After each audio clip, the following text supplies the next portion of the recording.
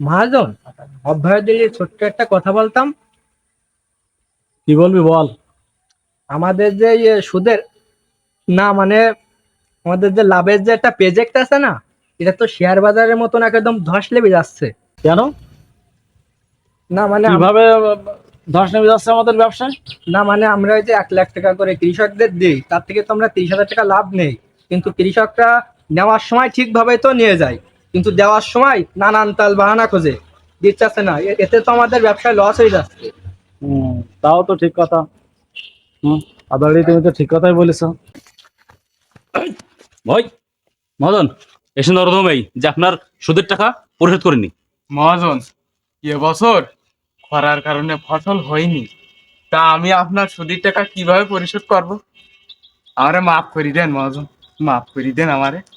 তোর কাছে 1,00,000 টাকা আসল, 30,000 টাকা সুদ, মোট 1,30,000 টাকা পাবো। এই, ওকে নিয়ে যাও। ওর বাড়ি একটা কালো গাই গরু আছে, ওই গরুটা ধরে নিয়ে এসো। যাও।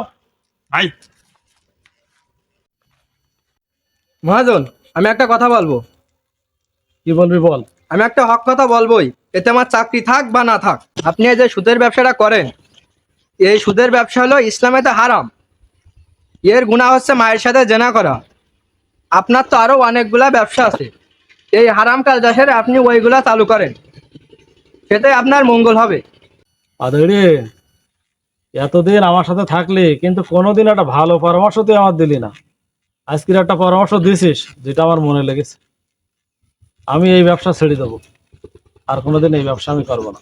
সুদের ব্যবসা ছেড়ে এই টাকাগুলো উঠে কোনো হালাল ব্যাংকে রেখে আসবো, মানে ইসলামী কোনো ব্যাংকে জমা রাখবো, যাতে আমার এই সুদের গোনা না হয়।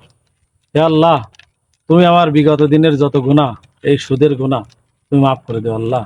তোমার কাছে আমি ক্ষমা চাই।